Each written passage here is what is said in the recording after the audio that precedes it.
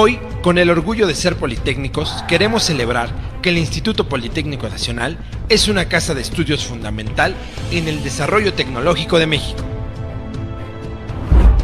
A 84 años de su fundación, en el Poli seguimos cumpliendo con nuestra misión original de formar científicos y técnicos de primer nivel.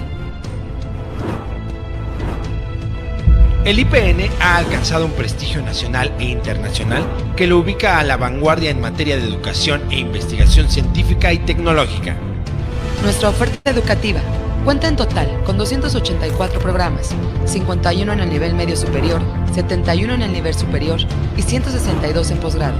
Estos últimos distribuidos en 46 doctorados, 80 maestrías y 36 especialidades. Tenemos 104 unidades educativas ubicadas en 34 localidades de 23 estados. En el pasado ciclo escolar atendimos a 191.253 estudiantes de los 3 niveles educativos. Construimos nuevas unidades académicas en Chihuahua, Coahuila, Chiapas, Tlaxcala y la Ciudad de México. Nos hemos consolidado como la segunda institución educativa con mayor número de académicos en el Sistema Nacional de Investigadores, con un total de 1.254.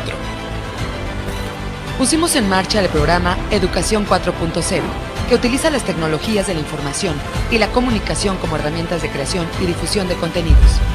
El año pasado, 1.291 estudiantes politécnicos participaron en actividades de movilidad académica en las más prestigiosas universidades del mundo. En el Poli, llevamos a cabo acciones con perspectiva de género en beneficio de su comunidad para prevenir situaciones de discriminación y violencia. El año pasado, nuestros investigadores generaron 932 publicaciones en las revistas de divulgación científica más importantes del mundo. De igual manera, se obtuvieron 138 premios y reconocimientos. Ante la contingencia sanitaria por el COVID-19, en el IPN implementamos el plan de continuidad académica para que nuestros docentes y alumnos pudieran seguir trabajando en línea. Agradecemos a toda la comunidad.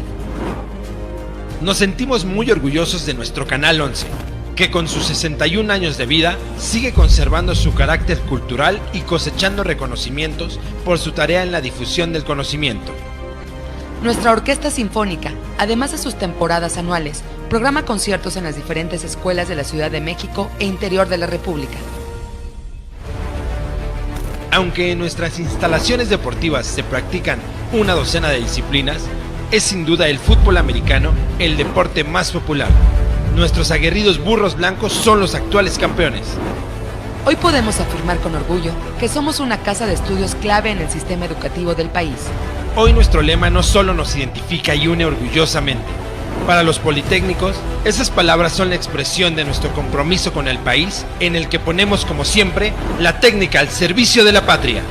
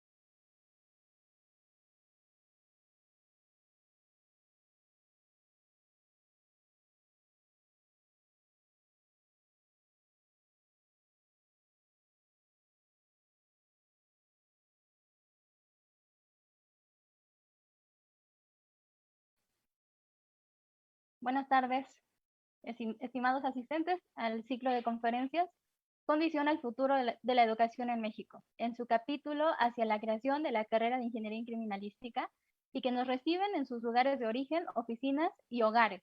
Fomento Educativo Politécnico es un organismo fundado por profesionistas egresados tanto del Instituto Politécnico Nacional como de muy distinguidas instituciones de educación superior del país que se han conjuntado con el propósito de fomentar y de llevar a cabo nuevos planteamientos sobre la educación, la ciencia, la tecnología, la cultura y las ciencias sociales. motivo por el cual venimos realizando el presente ciclo de conferencias gratuitas y de trascendencia en el campo formativo profesional de la criminalística. Es pertinente señalar que prácticamente desde septiembre del 2020 ya es un hábito para cientos de personas enlazarse con Fomento Educativo Politécnico todos los jueves para participar de los conocimientos y experiencias de destacados y destacadas conferencistas nacionales e internacionales que nos han acompañado y nos seguirán acompañando durante muchas semanas más, y así compartir con ustedes y todos nosotros esos conocimientos, que en la época actual es un bien de gran valor y que apunta hacia un objetivo muy claro: llevar a cabo la creación de la carrera de Ingeniería en Criminalística en el campus del Instituto Politécnico Nacional, institución de excelencia académica, de investigación y desarrollo social con reconocimientos nacionales e internacionales. Por todo ello, estamos muy agradecidos con nuestros conferencistas por lo aportado de su conocimiento y experiencia profesionales en el campo de este ejercicio tan necesario para todas las sociedades. De igual manera, nuestro agradecimiento a nuestros asistentes que desde los hermanos países Argentina, Bolivia, Chile, Honduras, Perú, República Dominicana, Venezuela, entre otros, nos siguen cada semana en las conferencias, al igual que, por supuesto, este maravilloso grupo de asistentes de toda la República Mexicana. En esta ocasión, dentro del ciclo de conferencias con visión al futuro de la educación en México, nos complace presentar a ustedes a nuestro conferencista invitado, el doctor Juan Robledo Chamorro, que nos hablará el día de hoy sobre la criminalística en las fosas clandestinas. El doctor Juan es egresado de la Facultad de Medicina de la Universidad Nacional Autónoma de México. Asimismo, cuenta con un diplomado en Antropología Forense por el Instituto Nacional de Antropología e Historia. Fue participante en el curso internacional para la formación de perros detectores impartido por la jefatura de la Unidad Canina del Estado Mayor Presidencial. Se desempeñó algunos años también como perito criminalista de campo en la entonces Procuraduría General de Justicia del Distrito Federal. Asimismo, estuvo adscrito a la Fiscalía de Homicidios y también desarrolló un tiempo como perito supervisor por oposición. Actualmente es responsable de la Coordinación General de Investigadores Forenses y Servicios Periciales en la Fiscalía General de Justicia de la Ciudad de México. También es instructor del Instituto de Formación Profesional, entre otras y muy variadas prestigiosas universidades. Es titular del Protocolo de Investigación sobre Odorología Forense y también es titular del Protocolo de Investigación en el tema de estrés laboral crónico en servidores públicos, en lo que en aquel entonces era la Procuraduría General de Justicia del Distrito Federal. Es también investigador titular del Protocolo de Criminalística Subacuática para la búsqueda, identificación y recuperación de restos humanos sumergidos en agua, entre otras actividades que realiza nuestro conferencista invitado. Antes de dar paso a esta conferencia, me gustaría recordar a todos nuestros asistentes que durante la conferencia estaremos enviando un link al que podrán accesar a través de sus dispositivos y que tendrán que llenar aquellos datos que nosotros les solicitamos a través de ese enlace para poder hacer la emisión de sus constancias. Vale la pena comentar que es necesario que lo llenen de manera minuciosa, ya que así como ustedes lo escriban, serán los datos que aparezcan en sus constancias. Por favor, queden pendientes del chat. No es necesario que envíen sus datos de contacto al chat de Zoom por cuestiones de seguridad. Asimismo, estén pendientes del enlace que en cualquier momento estaremos compartiendo con ustedes. Al final vamos a dejar un espacio para que puedan realizar algunas preguntas y estar dando retroalimentación a esas dudas que vayan surgiendo. Sin más, vamos a dar parte, por favor, al maestro Juan Robledo. Por favor, maestro, adelante. Gracias, buenas tardes.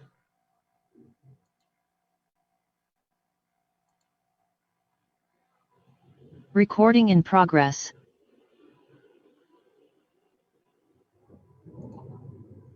Buenas tardes. Es un gusto para mí poder participar con todos ustedes. Gracias por la invitación. Veo algunas caras conocidas. Saludos a todos. Doctor Valencia, uno de mis profesores, lo veo por aquí. Saludos. Y bueno, vamos a tratar un tema muy de moda, aunque no es tan reciente. Esto ya se viene haciendo desde hace muchos años. Recuerdo por ahí cuando me empecé a formar como especialista en búsqueda de cadáveres enterrados, En el año 2000, mucha gente me cuestionaba de por qué estudiaba esto. En ese entonces no era tan común, aparentemente, encontrar cadáveres enterrados, ¿sí? Y bueno, ¿quién iba a decir que 20, 21 años después es el pan nuestro de cada día? Es un tema muy grande. Es difícil acotar tanta información para una plática de una hora, hora y media. Entonces lo traté de hacer lo más sintético posible, pero les repito, es muy difícil tratar un tema tan amplio en tan poco tiempo. Traté de hacerlo gráfico también para que no se aburran, y vamos a platicar sobre el tema.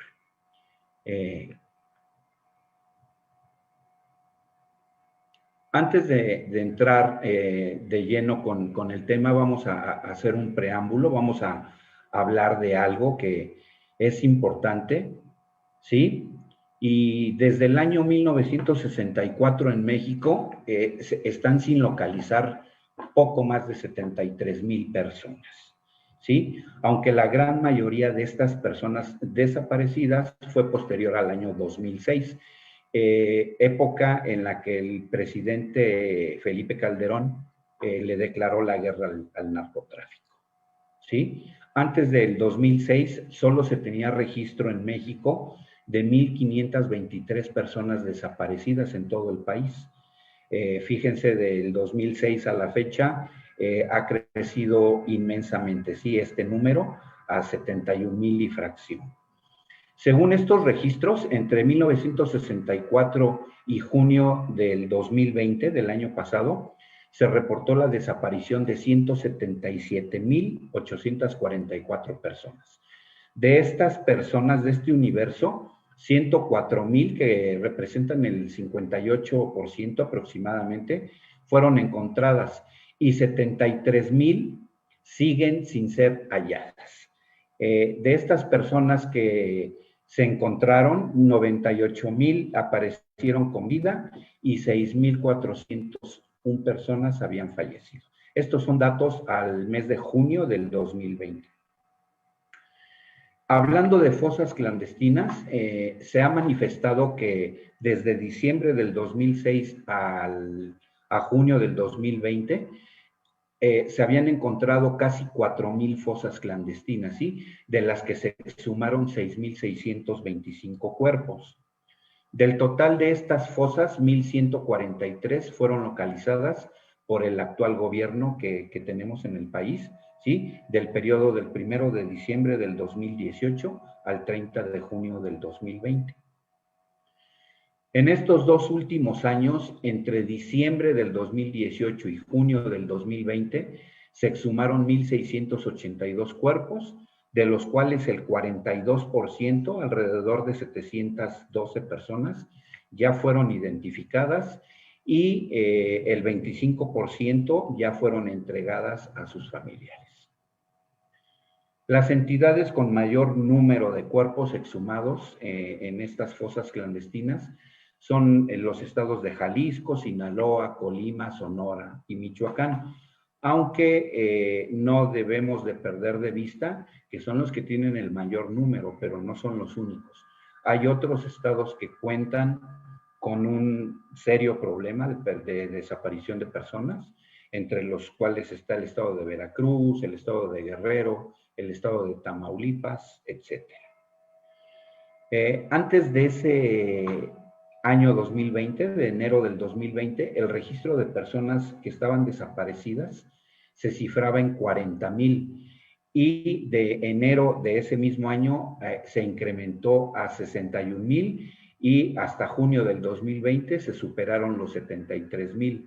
De ellos, únicamente 1,523 corresponden a fechas anteriores. ¿Qué quiere decir esto? Que en los últimos 15 años, del 2006 a la fecha, el problema se extrapoló 46 veces aproximadamente con respecto de los anteriores 42 años, ¿sí? Es decir, el problema aumentó 4.669% del 2006 a la fecha. Esto es muy grave. Desgraciadamente, y me apena mostrar esto, así somos vistos en muchos lugares, ¿sí? Como una gran fosa clandestina, a donde hay muchas personas que están desaparecidas. Bueno, vamos a empezar a hablar qué tiene que ver la criminalística con las fosas clandestinas. Bueno, tiene que ver mucho. Ahorita vamos a ir viendo algunas cuestiones en cuanto a arqueología, antropología, criminalística. Y déjenme decirles que es muy importante a la gente que se dedica a esto, o a los criminalistas que se dediquen a esto, que se capaciten en este tema, porque no siempre hay especialistas disponibles en antropología, en arqueología, para que hagan una investigación e intenten recuperar restos humanos de una fosa clandestina. Por lo tanto, el criminalista debe de estar capacitado para poder hacer este trabajo. Les repito, en el año 2000 no eran tan comunes las fosas, pero tampoco eran tan escasas como para no prepararnos y poder hacer un buen trabajo. Ahora es indispensable tener el conocimiento, la experiencia para poder recuperar este tipo de cadáveres y procesar este tipo de lugares. Y bueno, vamos a hacer rápidamente, igual no es una clase de criminalística, pero quiero puntualizar algunas cosas. En el pasado la criminalística se consideraba una disciplina auxiliar del derecho penal, ¿sí? En la actualidad, la criminalística es una ciencia que se considera una pieza fundamental del procedimiento penal y que brinda información oportuna, información veraz y objetiva a los encargados que se encargan de impartir justicia, ¿sí? En la parte de abajo, entre paréntesis, está la cita bibliográfica de este autor, que es, no sé si nos acompañe alguien de PU, Casa Zapana es un investigador peruano. Otra cosa que es importante y que quiero retomar con este término de criminalística, que estamos acostumbrados a manejar diversas definiciones de criminalística. Y bueno, con los años que tengo en este camino, que he recorrido en este camino y que he leído y que he estado estudiando y escribiendo, les puedo comentar que la criminalística solamente tiene una definición. No podemos hablar de la definición del doctor Rafael Moreno González, en paz descanse, o del capitán Juventino Montiel Sosa, o no podemos hablar de la definición de Alberto Guzmán, Carlos Alberto Guzmán de la República de Argentina. ¿Por qué? Porque la criminalística está definida, ¿sí? La criminalística está definida. Lo que están haciendo estos autores o lo que hacemos las personas que hablamos de criminalística es conceptualizar un término. Y lo que hacemos es un concepto de cómo vemos nosotros a la criminalística. No la estamos definiendo. Por lo tanto, considero que sí debemos de empezar a corregir esto y no hablar de la definición de tal persona, de tal investigador, porque no la está definiendo. La criminalística proviene de la voz crimen, ¿sí? Que deriva del latín criminis, que denota un delito grave, que a su vez aglutina una serie de sufijos, a saber, ¿sí? El sufijo ista, que también es de origen griego y que denota ocupación, oficio o hábito. Y el sufijo ica, que significa arte, ciencia o técnica. De tal forma que etimológicamente la criminalística significa la ciencia de lo relativo al delito. La ciencia del delito, o mejor dicho, la ciencia de lo perteneciente al delito, o mejor dicho, la ciencia del delito, ¿sí?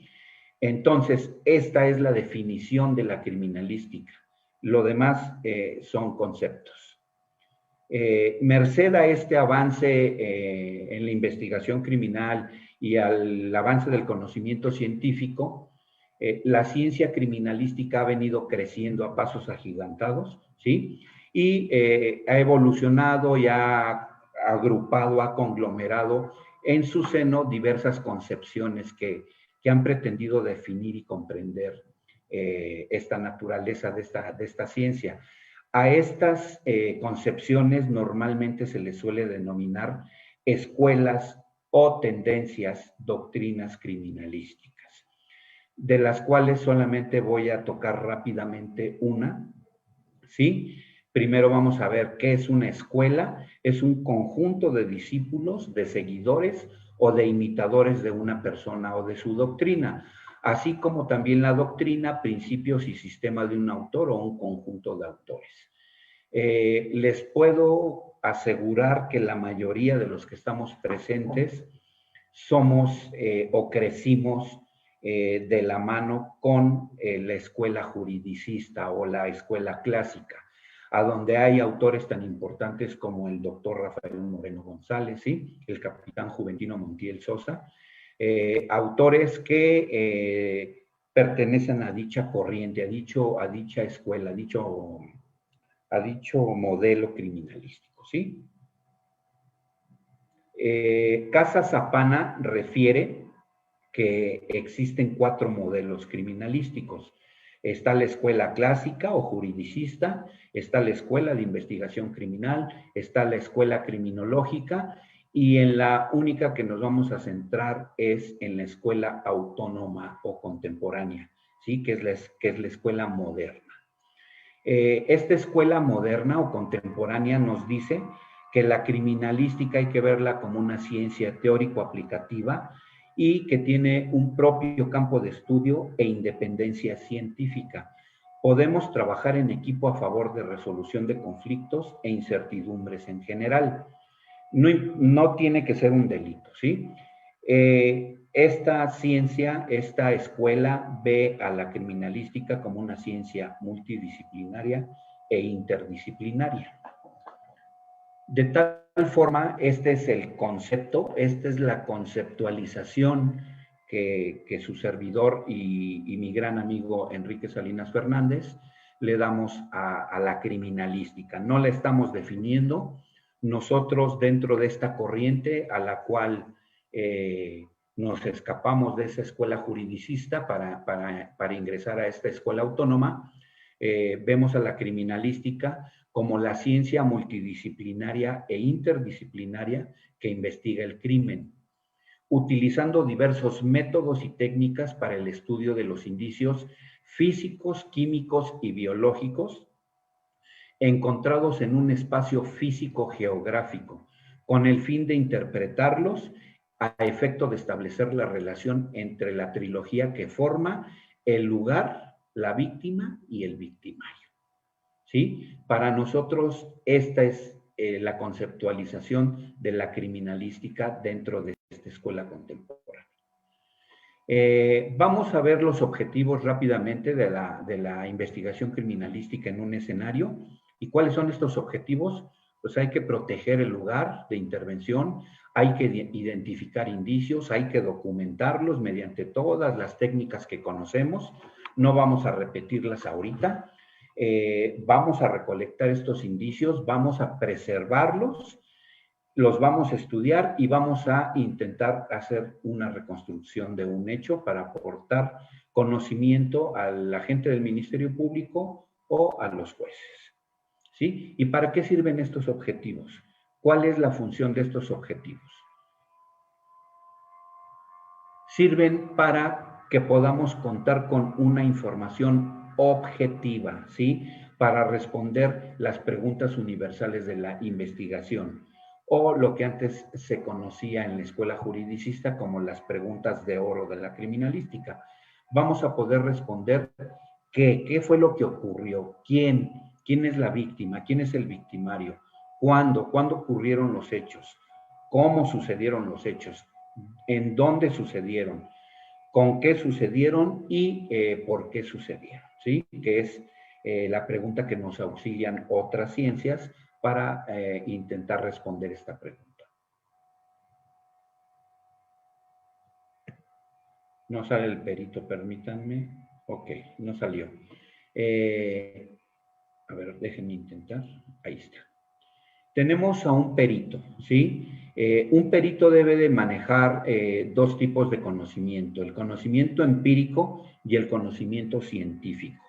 De nada me sirve estudiar una licenciatura, 2 maestrías, un doctorado y tener toda mi documentación y tener todo el conocimiento científico, pero no tener práctica, no tener experiencia, ¿sí? Debemos de conjuntar estos dos conocimientos para que entonces se desarrolle esto que conocemos como pericia, como experiencia.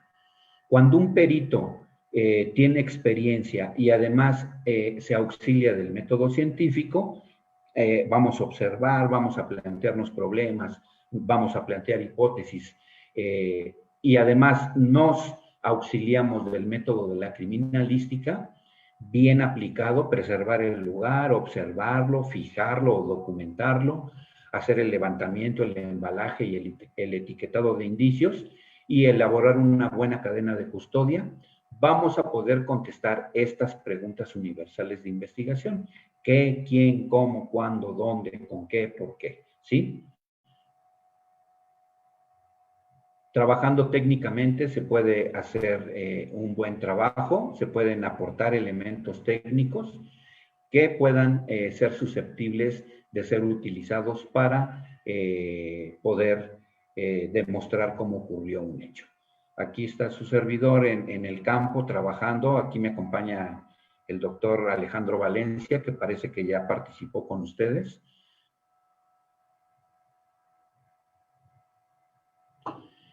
Y bueno, hablando del proceso de investigación criminalística, las etapas de este proceso se van a caracterizar porque deben de llevar un orden sucesivo por necesidad, ¿sí? Por lo que se debe de seguir su cronología de forma exacta, con el fin de conseguir el mejor resultado o de conseguir los mejores resultados. Cuando se buscan y se localizan personas que están desaparecidas, los peritos nos podemos enfrentar a diversas situaciones, ¿sí? A situaciones muy complicadas, por lo que aplicar correctamente el método de la criminalística es fundamental para dar buenos resultados. Siempre considerando que las personas localizadas las podemos encontrar con vida o sin ella. Vamos a ver que dependiendo de la situación en la que estemos trabajando, los peritos de campo podrán procesar escenarios con diversas características. Podemos ir a un lugar abierto, un lugar cerrado, un lugar mixto, y en los que debemos de poner en práctica toda esa pericia con la que contamos, toda esa experiencia con la que contamos. Desgraciadamente, cuando se buscan y se localizan personas desaparecidas, un gran porcentaje de estas las vamos a encontrar sin vida, ¿sí? Desgraciadamente se encuentran sin vida y por lo que vamos a tener que valorar si los cadáveres o restos óseos encontrados se van a localizar enterrados o los vamos a encontrar en superficie. Esto para ver la forma, para hacer la logística de cómo vamos a procesar ese lugar de intervención. En esta investigación criminalística en donde se busca un cadáver enterrado o varios, ¿sí? Generalmente cuando están enterrados de forma clandestina, es importante cumplir con todos los objetivos con el fin de ¿qué? De no destruir el contexto de la fosa. Es sumamente importante no destruir el contexto de la fosa. Y por eso es interesante y es importantísimo que al lugar acuda un equipo entrenado para hacer este trabajo. Sabemos que hay comisiones, aquí en México está la Comisión Nacional de Búsqueda de Personas Desaparecidas y están las comisiones estatales, además de un sinnúmero de colectivos de familiares que están buscando a su familia que está desaparecida. Y bueno, es importante acercarnos a ellos, las autoridades acercarse a estos grupos. ¿Por qué? Para poderles influenciar, poderles decir, explicar por qué es tan importante no destruir un contexto, para no perder información y para que si ellos que están en campo descubren o encuentran indicios, no los vayan a mover y que le llamen a los expertos en procesamiento de este tipo de lugares para poder obtener la información que nos pueda auxiliar para ver qué fue lo que ocurrió en ese lugar. Para esto, la ciencia criminalística, que se encarga del estudio de este tipo de hechos delictuosos, se ha enriquecido con un diverso bagaje de conocimientos que han aportado muchas otras ciencias y por lo tanto decimos que la criminalística es multidisciplinaria, se conforma de muchas disciplinas, pero además es interdisciplinaria. En un lugar de este tipo tenemos que trabajar en, valga la redundancia, en equipo para saber qué especialista es el primero que debe de entrar y por qué, y olvidarnos ya de ese ego tonto de estar tratando de demostrar en el lugar quién sabe más y quién sabe menos y quién es más importante, porque eso no deja nada bueno, ¿sí? Es interesante que sepamos trabajar con interdisciplina para dar el mejor resultado. Desgraciadamente, y lo tengo que recalcar, la falta de técnica en la iniciación de una investigación, no solo de este tipo, en la iniciación de una investigación, la que ustedes me digan, es una de las causas más frecuentes del fracaso de esta investigación, ¿sí? Y por consiguiente, es el origen de la impunidad. Olvídense de culpar al juez que dejó salir a un imputado, olvídense de echarle la culpa a la policía, a la gente del Ministerio Público. Mejor vamos a preocuparnos como expertos forenses, a trabajar con técnica, a trabajar técnicamente para evitar que la impunidad se origine desde mi lugar de trabajo, ¿sí? Desde que yo aplico mal mi protocolo de intervención, ya de cualquier especialidad que estemos hablando, y que evitemos que esta impunidad se siga presentando. Ya vamos a dejarnos de estar culpando a la gente y vamos a hacer lo que tenemos que hacer cada quien. No voy a decir de dónde es este grupo de investigadores, pero vean, están trabajando de forma incorrecta. Aquí inicia la impunidad, ¿sí? Y perdón por hacer esta analogía, por poner este ejemplo, pero la fotografía del lado derecho es lo mismo que la del lado izquierdo, es un cochinero. Es algo que no podemos seguir permitiendo que ocurra. Debemos de ya capacitar a la gente y hacer el trabajo como se debe de hacer. Les repito, la intención no es exhibir a nadie, no quiero exhibir a nadie, no es mi intención, pero sí quiero mostrar la forma en cómo se trabaja de forma equivocada en algunas ocasiones. Origen de la impunidad. Por favor, no se metan a las fosas, a menos de que ustedes sean los arqueólogos o los antropólogos y que sepan qué es lo que están haciendo, que son los especialistas que deben de estar ahí. No se metan a la fosa. No sabemos si nos vamos a parar arriba de un cráneo, arriba de un hueso y lo vamos a destruir. Vamos a destruir el contexto. Esto está mal hecho. Aquí empieza la impunidad. ¿Sí? Aquí empieza la impunidad. Por favor, hay que trabajar como debe de ser.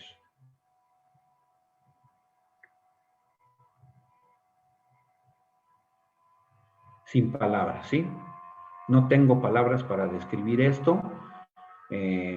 Son alrededor de 9, 10 personas que están relacionadas con la investigación de delitos, en este caso de una muerte violenta, y vean, están contaminando el lugar, están hasta pisando la pija, está trabajado de forma incorrecta. ¿Cuál es la misión de los peritos? Es importante que veamos esto. ¿Cuál es la misión de un perito? El perito va a buscar la verdad de los hechos, ¿sí? Sin deformarla, sin tergiversarla, no hay que cambiarla, aplicando para ello la metodología propia de cada especialidad. A través de un dictamen no hay que acusar a nadie, no hay que defender a nadie, tan solo hay que auxiliar a los órganos que imparten justicia al descubrimiento de la verdad científica de esos hechos, ¿sí? A fin de que con sus fallos resplandezca la verdad y la justicia. Esa es la misión de un perito, encontrar la verdad científica y auxiliar a quien debo de auxiliar. Por favor, señores, señoritas, si la ley nos pide que opinemos como expertos, como peritos, nunca debemos dejar de ser hombres y mujeres de ciencia. Nuestra misión no es vengar a nadie, no es salvar a un inocente o aniquilar a un culpable. Simple y llanamente es encontrar la verdad científica de un hecho. Esa es mi misión. El investigador y precursor de la criminalística en México, Carlos Romagnac, refería lo siguiente: no hay un malhechor que no deje detrás de él alguna huella aprovechable. Y tenía toda la razón, porque siempre vamos a encontrar indicios. Está muy trillada ya la frase, pero la voy a repetir. No hay crímenes perfectos, hay malos investigadores. Si no sabemos buscar, no vamos a poder dar buen resultado. Si no sabemos aplicar un protocolo como debe de ser y trabajar técnicamente, vamos a dar un mal resultado, ¿sí? Por lo que siempre habrá huellas, habrá rastros, habrá indicios que exijan determinado conocimiento dependiendo la especialidad pericial, ¿sí? Y que nos van a llevar estos conocimientos a auxiliar para poder hallar, descubrir, recolectar, analizar e interpretar esos indicios que se están relacionando con el hecho que estamos investigando. Esto me gusta decirlo siempre, lo importante como perito de campo no es llegar y saber poner una cinta amarilla y poner indicadores de piso y hacer una documentación. O sea, sí es importante, pero lo importante más que todo esto es interpretar lo que estoy documentando. Si no sé interpretarlo, pues seremos simples identificadores y recogedores de evidencia. Hay que saber interpretar para poder construir conocimiento. Y voy a tomar solamente el principio de intercambio de Edmond Locard, hablando de Romagnac y de todo esto. En la comisión de un hecho delictivo, el autor siempre va a dejar indicios de su parte y a la vez va a arrastrar con indicios del lugar o de la víctima. Entonces, hay que trabajar técnicamente para poder descubrir este tipo de indicios y poder trabajar técnicamente. En un disparo de arma de fuego vamos a dejar o podemos dejar huellas dactilares en el arma, podemos dejar células epiteliales, sudor, que es susceptible de obtener material genético, podemos dejar sangre, podemos dejar pelos, no sé, estamos dejando indicios.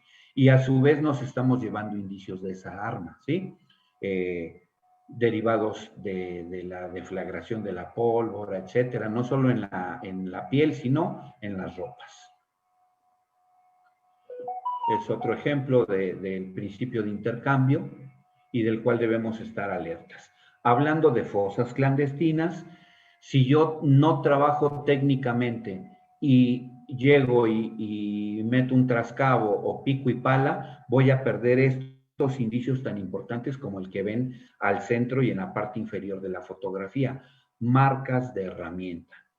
Si yo trabajo con una técnica arqueológica o si está el experto, que es lo ideal, que esté el arqueólogo forense, el antropólogo aplicando su técnica, ellos van a poder preservar este tipo de indicios que son susceptibles de hacer un moldeo. Aquí entra el criminalista, vamos a moldear esta marca de herramienta para tener esas evidencias para una posterior confronta, para tratar de descubrir el principio de correspondencia y de probabilidad, etcétera, en las herramientas que le encontremos, por ejemplo, en la casa, en el vehículo, en algún lugar de un imputado, de un probable responsable.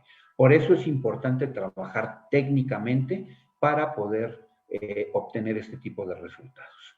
Huellas en relieve de pies adentro de las fosas, ¿sí?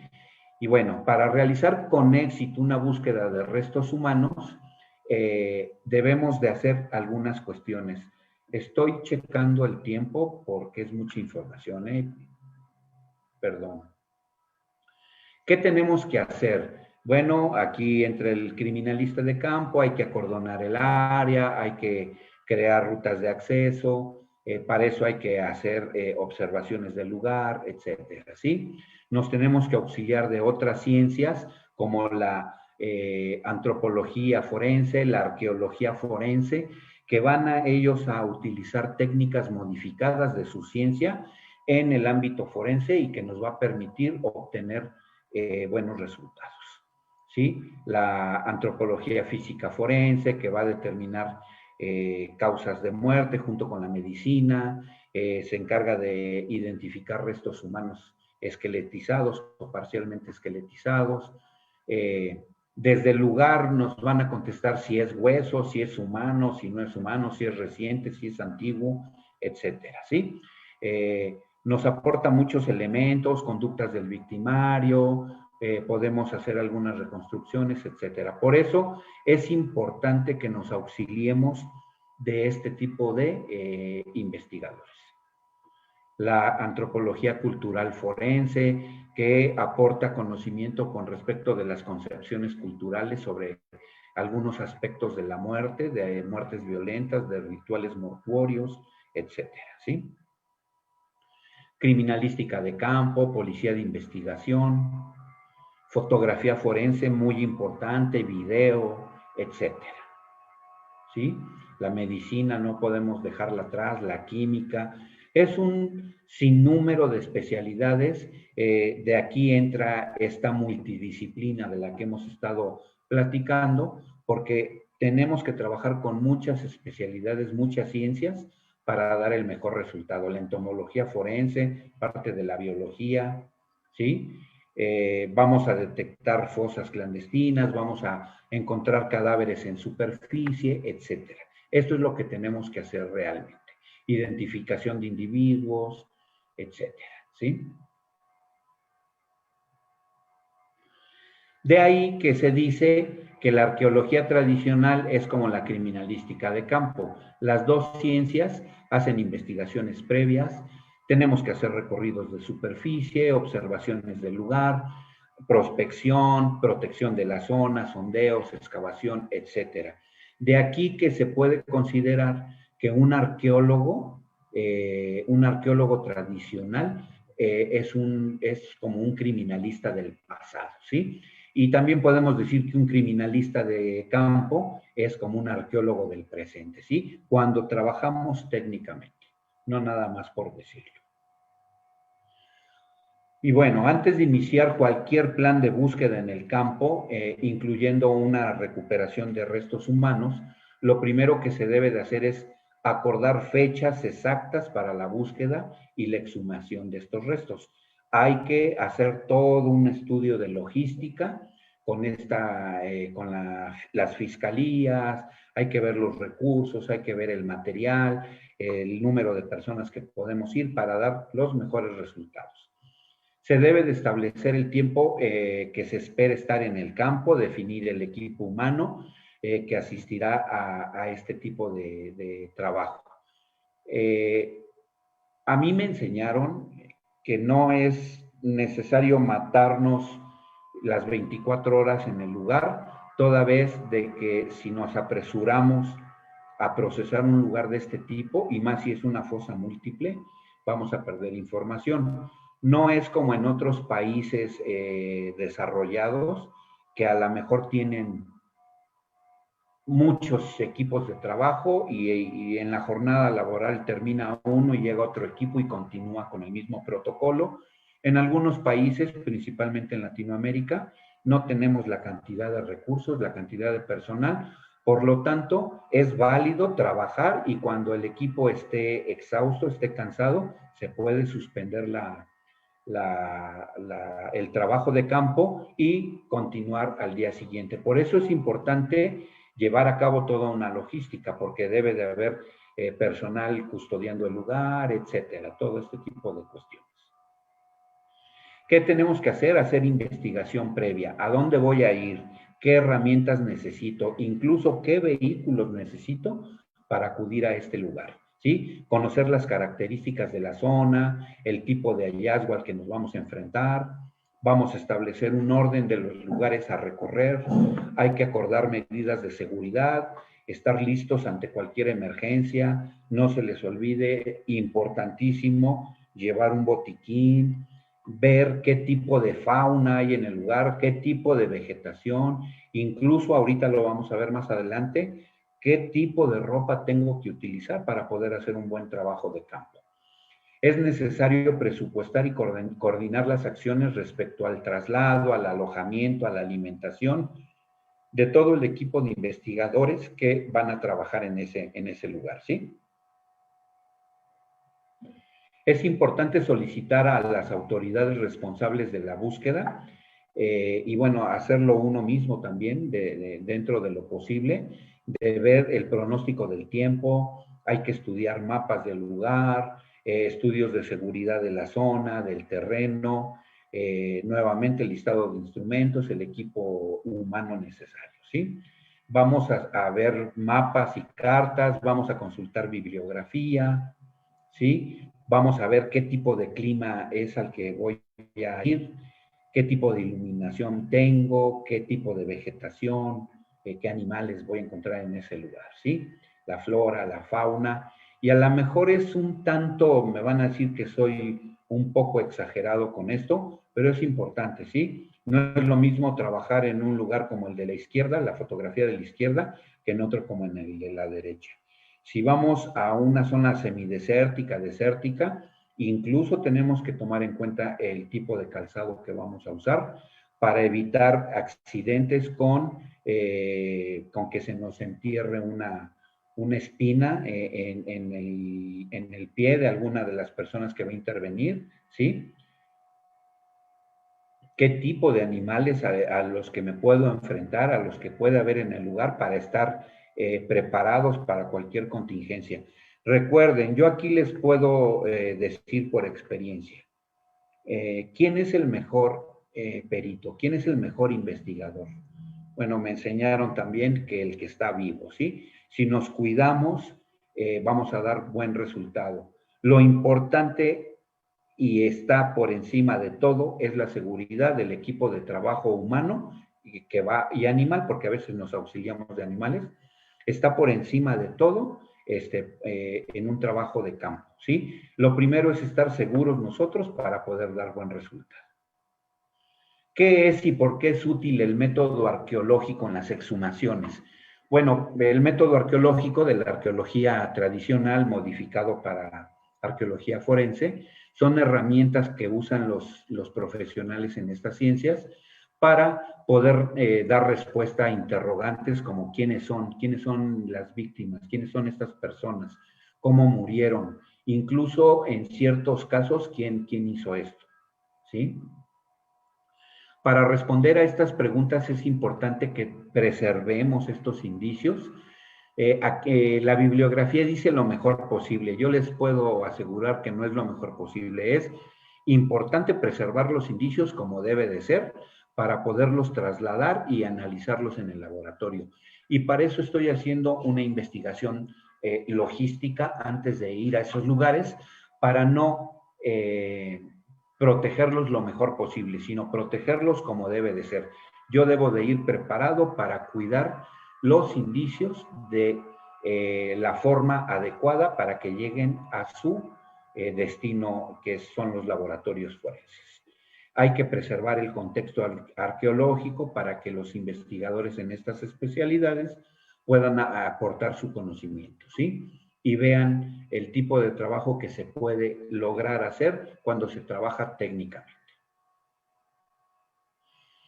El análisis de los restos humanos y los objetos recuperados a partir de una observación detallada y sistémica es lo que nos permite utilizar una técnica arqueológica, ¿sí? Su objetivo va a ser responder cuál es la identidad de esa persona, hace cuánto murió, cuáles son las causas de la muerte, se trata de una muerte natural, se trata de un accidente, de un homicidio, de un suicidio, etc.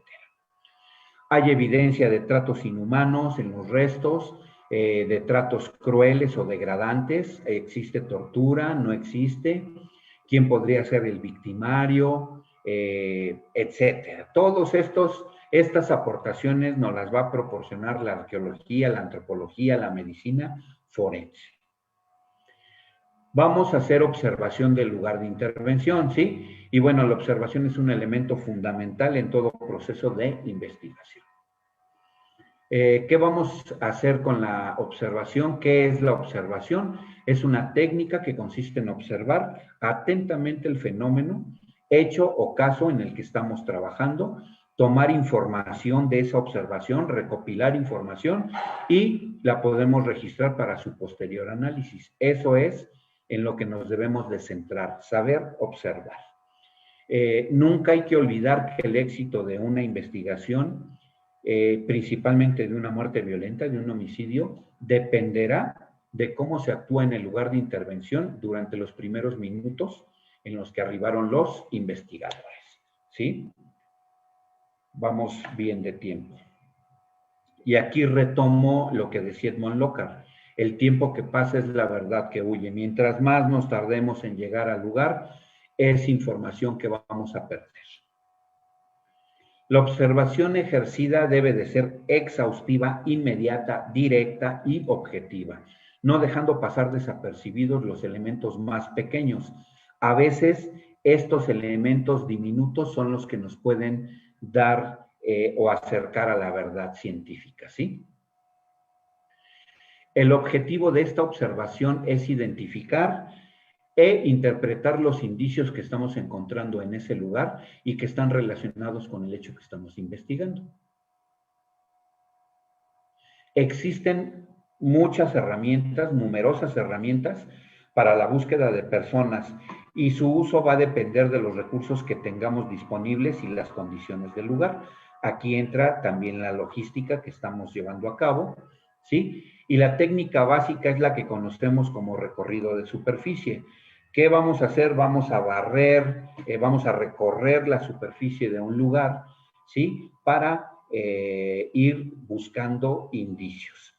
Podemos aplicar otras técnicas que ahorita vamos a ver rápidamente para identificar estos indicios que están relacionados. Otra técnica similar consiste en el análisis de fotografías aéreas, ¿sí?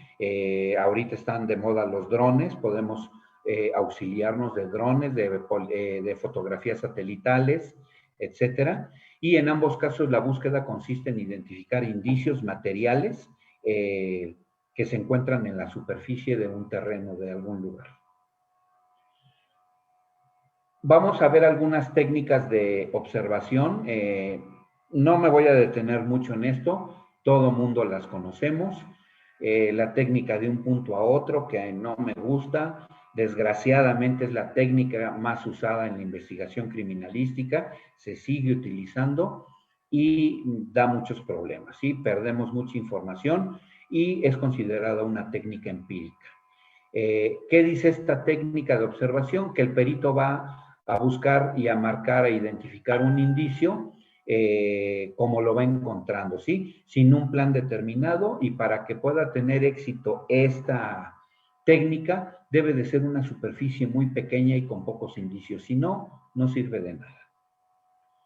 Ustedes vean aquí, les repito, no vamos a exhibir a nadie, solo es un ejemplo. Esta es una técnica de un punto a otro. La gente que nos dedicamos a esto, con la fotografía nos percatamos que no tiene un orden, que los indicios están señalados de forma desorganizada y bueno, estamos alterando por acá posibles indicios en el vehículo y esto es lo que debemos evitar, ¿sí? Técnica de franjas, que es una técnica más adecuada para superficies grandes, espacios abiertos. Y bueno, esta técnica consiste en movernos en líneas rectas, ya sea de norte a sur, de sur a norte, de oriente a poniente, etcétera, siempre manteniendo un frente derecho, ¿sí? Para la búsqueda de indicios.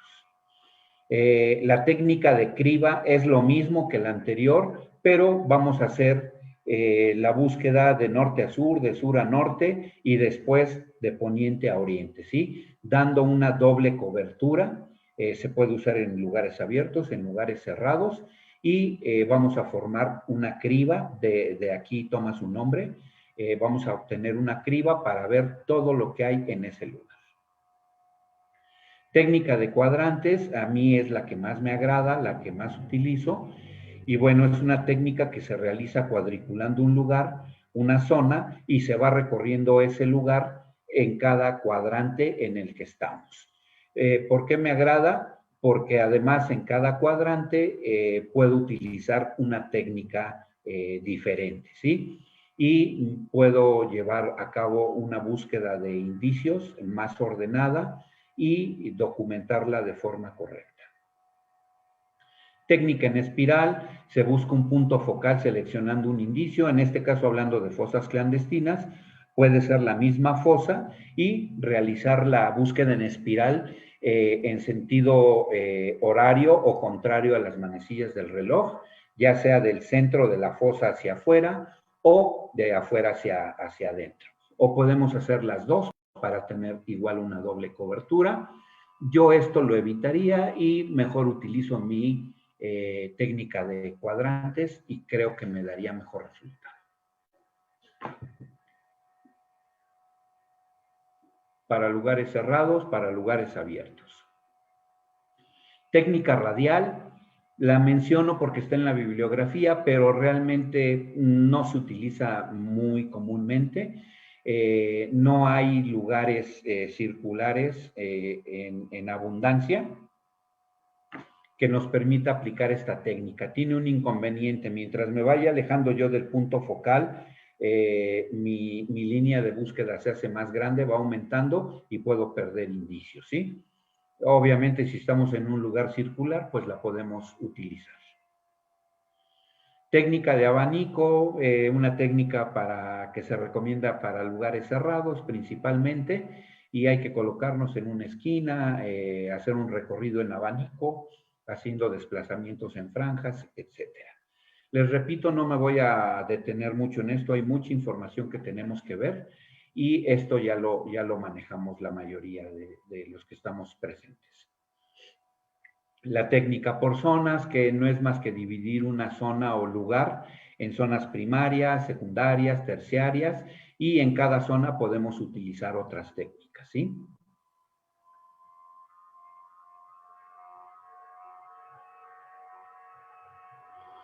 Técnica de barrido. Aquí sí me voy a detener porque es la técnica que más utilizamos para buscar restos humanos en superficie o fosas clandestinas, ¿sí? Es la técnica más adecuada para cubrir grandes superficies. Se requiere la participación de varios investigadores o de personal que está relacionado con la investigación, aunque no sean peritos, pueden ser policías de investigación que estén auxiliándonos ahí. Y hay que hacer una línea horizontal, nos vamos a separar con una amplitud aproximada de 1 metro de distancia entre cada persona para que no perdamos, no tengamos franjas con pérdida de indicios por los campos de visión, ¿sí? Se utiliza para grandes superficies, para lugares en desastres aéreos, etcétera, ferroviarios. Vamos a caminar. Aquí es una práctica, obviamente las personas no son expertos. La línea debe de ir caminando de forma ordenada. Aquí van unos adelante de otros y no se trata de eso. Tenemos que ir barriendo y vamos a ir marcando indicios como los vamos observando. Aquí es importante que el que esté a cargo de la investigación, si es el criminalista de campo o el arqueólogo, tiene que capacitar a la gente que va a hacer este recorrido para que nos podemos auxiliar de silbatos. Si no llevamos silbatos, podemos gritar, podemos silbar, para que esa señal nos diga que se encontró un indicio. Y la línea se va a quedar estática como está. No vamos a venir todos corriendo a ver qué encontramos, ¿sí? La persona que vaya y que silbe o que haga sonar su silbato, está indicando que está encontrando un indicio, se detiene la línea de búsqueda, se marca con una bandera y continuamos barriendo el lugar. Esto se puede hacer en cuclillas o caminando, no importa. Hay lugares con la vegetación con difícil acceso y tenemos que hacerlo de esta manera, ¿sí? Aquí tenemos los campos de visión. Si yo me separo más de 1 metro, mi campo de visión se va a perder, va a estar separado del campo de visión del compañero que tenga a la derecha o a la izquierda, y vamos a dejar franjas de terreno sin observar y se nos pueden pasar indicios importantes, ¿sí? Técnicas arqueológicas para búsqueda y recuperación de personas desaparecidas.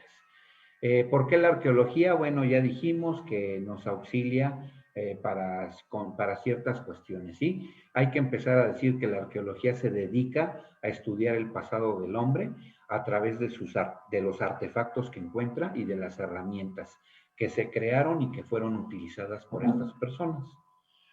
Lo que el especialista en arqueología busca entender de estos restos que encontró es el comportamiento humano, ¿sí? Sus costumbres, sus tradiciones, sus creencias y sus cambios. Aplicando arqueología forense, es lo mismo, el arqueólogo forense va a tener herramientas para tratar de entender el comportamiento humano con respecto de un delito, ¿sí? De por qué se comete este delito, cómo se comete, etc. Para el arqueólogo o la arqueóloga, lo más importante es el contexto, es lo más importante, ¿sí? Es decir, la relación que tienen los objetos en el espacio y en el tiempo en ese lugar. Si destruimos el contexto, el arqueólogo o la arqueóloga van a perder información muy importante. Con respecto de los restos arqueológicos, si sacamos algo de su contexto, difícilmente vamos a saber cuándo y para qué fueron usados, ¿sí? En el caso de lugares de hallazgo, de escenas de crimen, es importante la participación de estos especialistas. Sabemos que a veces no contamos con ellos y por eso es importante que el criminalista de campo sepa hacer este tipo de procesamientos en un lugar para no perder información. ¿Cómo vamos de tiempo? Ok. Antes de salir a campo es muy importante que tengamos en cuenta incluso cómo vamos a ir vestidos. Ya sabemos a dónde voy, qué tipo de vegetación hay, qué tipo de clima. Lo más recomendable es usar pantalones de mezclilla o de telas rígidas, de telas duras pero cómodas, como la gabardina de algodón, para poder resistir los rasguños, los arañones con la vegetación del lugar, ¿sí? Playeras o camisas, yo les recomiendo de algodón, son muy frescas. Si sudamos, que es lo más común, nos va a mantener fresco, pero sí les recomiendo que usen playeras o camisas de manga larga, de preferencia colores claros para reflejar los rayos del sol y que no nos estemos quemando con el sol. Hay que usar gorra, es muy importante, sombrero, botas o tenis de suela gruesa para evitar accidentes con las espinas. Hay que cubrirnos la nuca. Yo uso un sombrero que tiene una cobertura de tela en la parte posterior para que no queme el cuello, la nuca, porque es muy doloroso. Si no, pues hay que usar un paliacate, un paño, etcétera. Les recomiendo mucho el protector solar, por lo menos de 50 filtros, hay hasta de 80, es mucho mejor para evitar quemaduras. Y hay que llevar, dentro de esa logística que hicimos, hay que llevar suficiente agua, suficientes recursos para poder trabajar de forma correcta en un lugar de este tipo. Esta es una práctica que acabamos de hacer hace 3 meses aproximadamente. Es una capacitación que dimos a la Comisión Estatal de Búsqueda de Personas Desaparecidas en el estado de Sonora.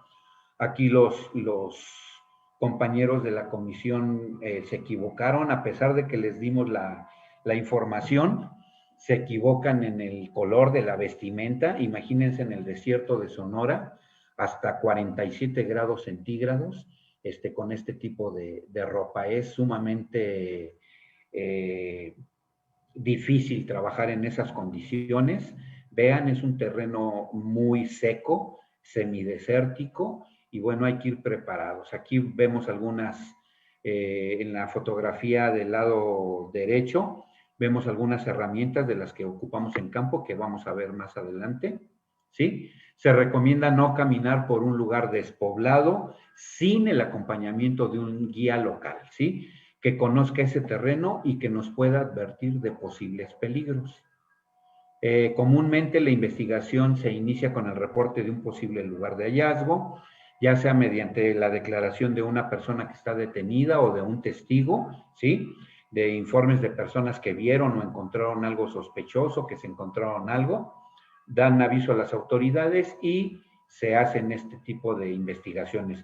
O las organizaciones de familiares, los colectivos que hay, las madres buscadoras y todos estos grupos que nos auxilian para identificar lugares a donde podemos encontrar este tipo de indicios relacionados con estos delitos.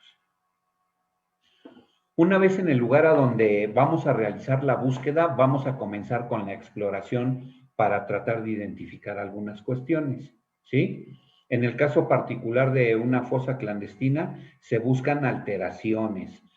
Yo les sugiero no ir con la mente pensando en buscar cadáveres, porque a lo mejor se llevan un chasco y no los van a encontrar. No hay que buscar cadáveres, hay que buscar alteraciones en el paisaje, ¿sí? Y van a tener el mejor resultado. ¿Qué alteraciones puedo encontrar?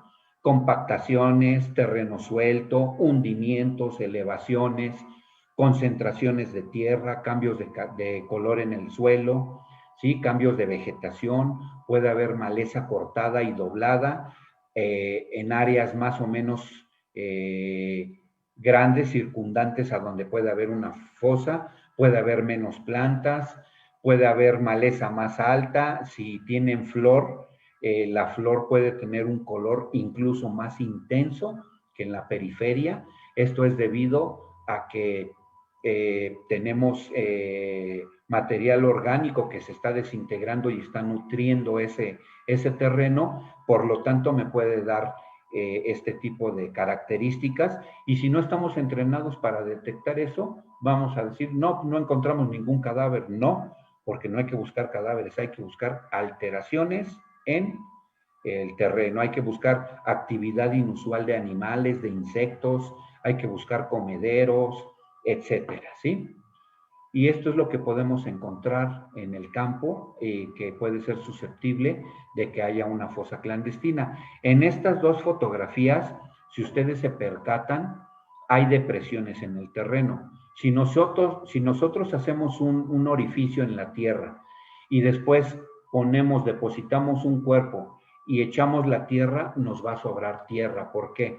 Porque la tierra deja de estar compacta y nos va a sobrar tierra. Entonces se puede hacer un montículo, podemos tener tierra suelta, y con el tiempo ese cadáver, cuando entra en putrefacción y se deprima, y si hay lluvia, ese terreno se empieza a compactar nuevamente y nos puede dejar una depresión. Si ustedes observan en la fotografía del lado izquierdo, tenemos vegetación verde en el fondo de la depresión, y en la periferia está seco, está amarillento. ¿Por qué? Bueno, ahí en eso verde puede haber algo enterrado que me está nutriendo el terreno, y por eso está ese cambio de coloración. Es tan importante estar entrenados para esto, porque yo les aseguro que cualquiera de nosotros puede ir a un día de campo y no tener este conocimiento y podemos andar caminando por ahí y no vamos a saber o no, ni nos vamos a imaginar, no nos vamos a imaginar que puede haber un cadáver enterrado en ese lugar, ¿sí? Vean, puede haber plantas sobrepuestas en la fosa, plantas que se ven secas, que se ven muertas a comparación de la periferia. La coloración de las flores puede ser más intensa que en la periferia. Podemos encontrar encharcamientos, etcétera.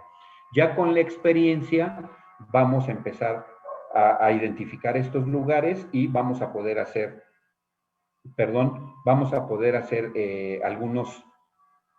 algunas otras pruebas de búsqueda para encontrar restos. ¿Sí? Vean ustedes, incluso aquí taparon el lugar con piedras, intentaron despistarnos. Aquí tenemos a la vista algunos indicios. Y vean, alguien que no esté entrenado para identificar esto, le va a costar mucho trabajo poder realizarlo, ¿sí? Vamos a hacer retículas, ahorita vamos a ver cómo se debe de hacer una retícula para identificar para registrar estos indicios. Hay que observar el orden de la dispersión de los indicios, si es que tenemos en la periferia, ¿sí? Para que podamos después realizar una mecánica, una reconstrucción de la dispersión de los mismos. Para marcar los indicios, ya dijimos, vamos a utilizar banderas. Hay banderas ya comerciales de marca que se utilizan de diferentes colores. Yo lo que hago es, le asigno un color al tipo de indicio que tengo y restos óseos los identifico con una bandera de color, no sé, rojo a lo mejor. Indicios de tela los pongo de otro color, accesorios personales de otro color, etcétera, ¿sí? Entonces, se utilizan banderas principalmente. Aquí nos aprecia muy bien el seguimiento fotográfico se hizo de forma lejana, pero si alcanzan a ver en la fotografía al centro se observan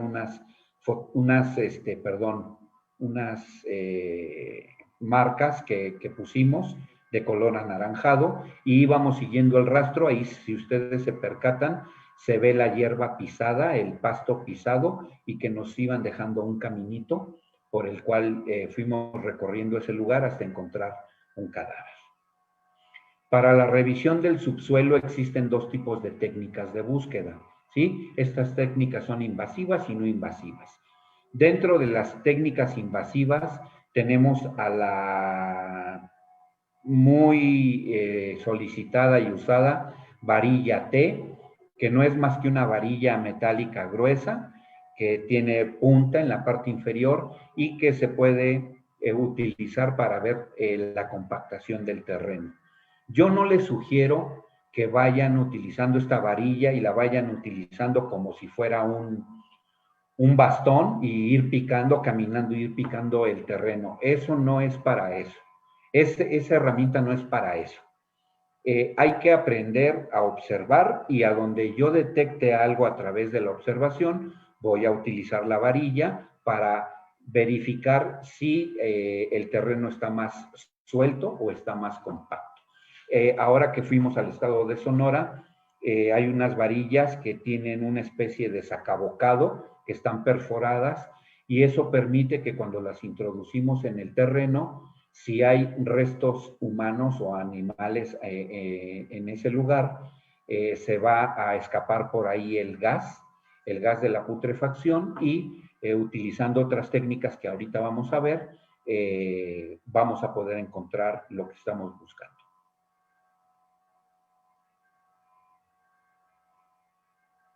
Vean la técnica de barrido, la varilla. No se trata de ir caminando y picando, no, porque aquí ni están observando, ¿sí? Aquí yo les sugiero es hacer bien la línea de forma adecuada, caminar, observar, y a donde identifique una supuesta, una posible fosa clandestina, ahí aplico mi técnica. Aquí Como ustedes pueden ver, se alcanza a apreciar en el centro una depresión, una ligera depresión. Es una fosa clandestina. Vean, intentaron simular plantas en la fosa, pero estas plantas, como las habían arrancado de la periferia, están secas, están muertas, y en la periferia tenemos otra coloración, lo cual nos indica que ahí puede haber algo. Ahí utilizamos la varilla en T y podemos obtener un buen resultado. Ojo, debemos de tener mucho cuidado y no introducirla de forma brusca. ¿Por qué? Y mucho menos en los dos extremos, porque yo no sé en qué posición puedo encontrar a un cadáver o a más, y si no lo hago con cuidado, puedo fracturar, puedo romper el cráneo, puedo romper otro hueso. Y vean, este es el trabajo que podemos lograr si trabajamos técnicamente, aplicando técnicas arqueológicas, antropológicas, criminalísticas y trabajando en equipo. Las técnicas no invasivas no alteran el terreno y se acude a estas técnicas cuando a simple vista no se reconocen alteraciones en el terreno, y en este caso se recomienda el uso de otras herramientas para prospección, ¿sí? Como el georradar, que a veces también es difícil porque no todo mundo tiene un georradar. Podemos utilizar perros entrenados, podemos utilizar detector de gases, etc. Déjenme ir checando el tiempo, ya llevamos 1:15. Voy a acelerar un poquito para alcanzar a ver todo, ¿sí? Si vamos a utilizar perros, bueno, deben de contar con el entrenamiento específico. Les platico, yo ahorita estoy trabajando con 2 proyectos que queremos incluir en la Fiscalía General de Justicia de la Ciudad de México. Ya tengo algunos años trabajando con esto, y uno de ellos es el trabajar con perros, trabajar con odorología forense, ¿sí? Nos podemos auxiliar de detector de metales, ¿sí? Perros para la búsqueda de indicios. Y bueno, Gary Baucham dice que el olor humano proporciona una huella olorosa análoga a las huellas dactilares y a las muestras de ADN, ¿sí? Lo que pasa es que nosotros no tenemos la capacidad olfativa que tiene un animalito de este tipo, ¿sí? Aquí les presento un video rápidamente. Este es uno de los perritos. Esta es una perrita que estamos entrenando para nuestro trabajo que vamos a presentar en la Fiscalía. Tiene 6 meses de edad, es una pastora alemán y tiene aproximadamente 3 meses de entrenamiento. Aquí al final, ahí por donde pasó ahorita la perra, entre las rocas del muro, tenemos una gasa impregnada con un olor de una persona, y la perra está buscando ese aroma. Nosotros le dimos a oler una gasa con el mismo aroma y ella lo debe de encontrar, ¿sí? Vean, la perra está trabajando en positivo, no castigamos nosotros, y ahí va a descubrir. Ahí hay que premiar al animal, y de esta forma estamos capacitando a los perros para que nos ayuden en campo. Bueno, a mí me gustan los pastores alemán, pero hay muchas razas. Incluso no tiene que ser un perro de raza, simple y sencillamente un perro que pueda trabajar. Otra técnica no invasiva es el georradar. El georradar o radar de penetración es un equipo que va a mandar ondas electromagnéticas a través del subsuelo, y en cada capa estratigráfica va a rebotar, y ese rebote lo vamos a poder registrar en una computadora y nos va a dar una alteración. El georradar no nos va a decir que ahí hay un cadáver o 2 o 5 o 20, y mucho menos nos va a decir si el cadáver es de sexo masculino o de sexo femenino. Lo único que nos va a decir el georradar es que hay una alteración en el subsuelo y es susceptible de hacer un pozo de sondeo y vamos a buscar qué es lo que podemos encontrar ahí. Si ustedes ven aquí, es una práctica que se hace para utilizar el radar de penetración. Se pone aquí a un animalito y después esta es la gráfica que obtenemos, las alteraciones en las capas estratigráficas. Hacemos la búsqueda y encontramos los restos del mismo animal. ¿Sí? Es lo que se hace prácticamente a nivel forense. Una herramienta más es hacer pruebas sobre la superficie del suelo para reconocer la presencia de residuos como proteínas, carbohidratos, sangre, algunas otras sustancias que no podemos observar a simple vista, o a lo mejor sí, pero tenemos duda. ¿Sí? Dentro de estas herramientas tenemos el Emasein, que es un equipo, que es un químico que está diseñado para revelar manchas de sangre latentes en el lugar. Nos da una máxima recuperación de ADN, no requiere que esté oscuro como el luminol y la reacción, nos va a iluminar hasta por 10 minutos, no segundos como el luminol. Es una prueba cualitativa y lo mejor de todo es que si la prueba química con Emasein me da positivo, es una prueba de confirmación que es sangre humana, porque si no es sangre humana no reacciona. ¿Sí? Vean ustedes el ejemplo, en la izquierda no se observa nada y después de aplicar Emasein, el resultado que nos da hasta por 10 minutos para tomar nuestras fotografías. Este es un trabajo de campo en el cual en las fotos que vieron ahorita que les dije que fuimos siguiendo un rastro en el sendero de pasto, encontramos un cuerpo enterrado y llamó nuestra atención manchas al parecer hemáticas que estaban en las hojas de los árboles, en los troncos de los árboles y en este tipo de superficie, si tenemos duda, podemos utilizar este tipo de herramientas químicas que también tenemos. Es importante ubicar en un mapa el lugar de intervención, hay que hacerlo mediante la utilización de GPS, incluso si tenemos buena recepción podemos utilizar el celular, ¿sí? Para poder hacer una buena localización satelital. Estoy yendo rápido porque ya estamos sobre el tiempo y quiero terminar de ver todo.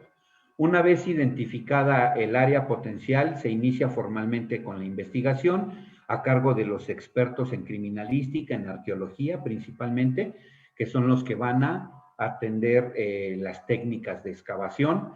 No debemos de dejar atrás los centros de mando, que es a donde vamos a tener el material para trabajar, el alimento, el agua principalmente, un lugar hasta para descansar, ¿sí? Aquí tenemos este es un laboratorio móvil, pero bueno, si no tenemos laboratorio móvil, puede ser una carpa, puede ser una lona, etcétera. La cosa es tener un centro de mando a donde podamos concentrarnos los expertos y tener concentrado el material. Vamos a trazar una retícula a donde identificamos una fosa clandestina, ¿sí? Esta retícula se va a hacer con un hilo resistente, se utilizan estacas, y no es otra cosa más que tener un registro exacto.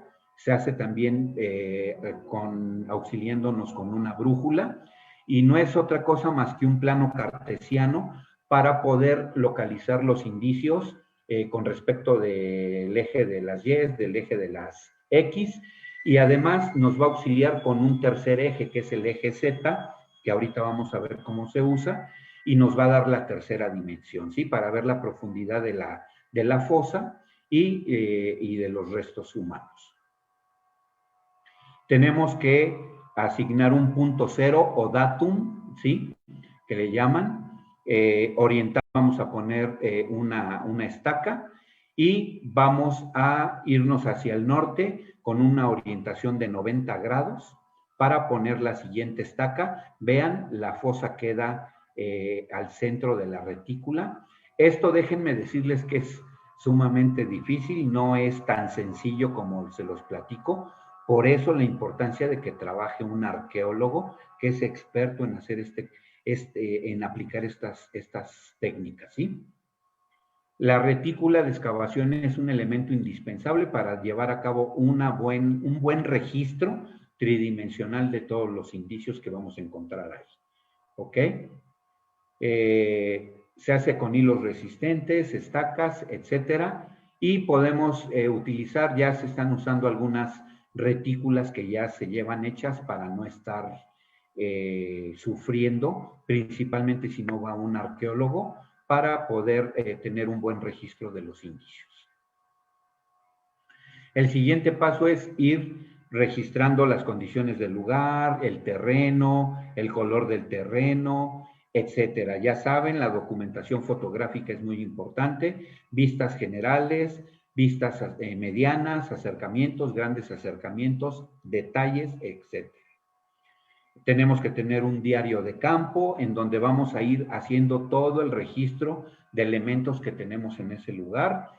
La excavación se inicia, tenemos que registrar la hora, quiénes están participando, el color y la textura de la fosa, etcétera. La excavación se va haciendo en capas de 10 centímetros y se sigue registrando. Vean ustedes, nos podemos auxiliar de niveles de hilo, de esos que se utilizan en albañilería, en ingeniería, para tener una retícula bien realizada, y nos da el eje Z, que es la tercera dimensión. Todo lo que salga de esa fosa tiene que pasar por criba, hay que cribar. No sabemos si se va un casquillo, una bala, un diente, un hueso, entonces todo lo que sale de la fosa tiene que pasar por criba. Yo les sugiero no meterse a la fosa, ellos lo hacen porque son arqueólogos, porque saben lo que están haciendo, pero si nosotros no sabemos, no se metan, tengan cuidado de estar en la periferia de la fosa, como aquí se observa, porque se puede derrumbar un perfil de la fosa y perdemos información, ¿sí? Este es el trabajo que hacen los arqueólogos, un excelente trabajo, y vean los indicios que nos pueden aportar.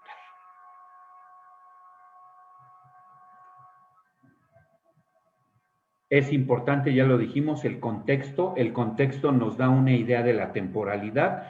Si ustedes ven la fotografía izquierda, es un entierro cultural, es un entierro religioso. La fotografía de la derecha es un entierro reciente, incluso el cadáver tiene una bolsa de plástico a nivel de cráneo, ¿sí? A nivel de cabeza. Y bueno, todo, ya lo mencionamos, tenemos que pasarlo por criba, tenemos que revisar todo esto. Esta es una criba a donde nada más la sostiene una persona y es más fácil estar cribando porque las otras tradicionales es entre 2 personas. ¿Ok? La excavación se hace en capas de 10 centímetros, vamos utilizando cucharillas, escobetas, recogedores, herramientas de escultor, de dentista, para no destruir el contexto de la fosa. Nos podemos auxiliar de estas chinches o tachuelas para ir marcando indicios, como aquí se ve. Ya que encontramos el indicio, se pone su indicador de piso, se documenta, se fotografía y no lo jalamos a ver qué es porque me traigo el contexto, pierdo el contexto, sigo excavando. Y cada que voy encontrando un indicio se va registrando la hora y la profundidad. Las voy a pasar rápidamente porque ya estamos sobre el tiempo. No quiero exceder y quiero que vean todo el material. Vean, este es el trabajo que podemos hacer si trabajamos técnicamente. No permitan que les digan que no, que es muy cansado, que eso para qué lo hacen. No lo permitan. ¿Por qué? Porque van a trabajar de forma inadecuada. Esto es lo que se debe de hacer. Y si quieren dar el mejor resultado, aquí lo tenemos. No me voy a meter a hablar de tafonomía forense porque no nos va a dar tiempo, pero tenemos que tomar en cuenta todos esos factores.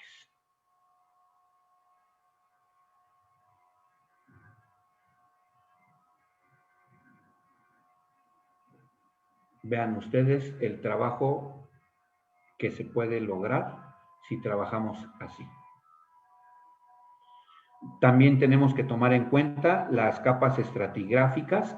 Nos podemos auxiliar de expertos en geología para ver todo este tipo de cuestiones de la Tierra. Ya saben, tenemos que hacer un registro, una documentación escrita, con planos, planimetría, etcétera. Todo eso que ya lo sabemos como criminalistas. El dibujo.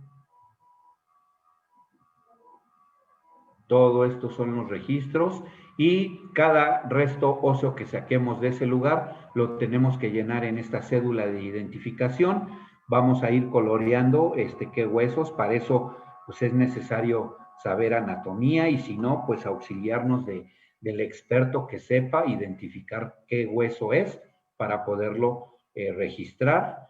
Los indicios, los restos óseos se embalan de la siguiente manera. Primero, los que están alejados del cuerpo o esqueleto, después los que están sobre el cuerpo o esqueleto, después el levantamiento del cuerpo o esqueleto y, por último, debajo del cuerpo o esqueleto, ya que lo saquemos, tenemos que continuar la excavación 10 o 20 centímetros más, a ver si encontramos indicios. ¿Sí? Los indicios, principalmente restos óseos, se embalan en cajas de cartón o en bolsas de papel craft. De esta manera, protegiendo el cráneo y los huesos frágiles al centro y custodiados por huesos largos como el fémur, los húmeros que protejan estos huesos y que no nos vayan no se nos vayan a romper. Es importante tener el registro de la fecha, el lugar, qué número de indicio, a qué profundidad se encontró, etcétera. Y estas preguntas las va a contestar el antropólogo, algunas en campo y algunas en laboratorio. ¿Es hueso? ¿Es humano?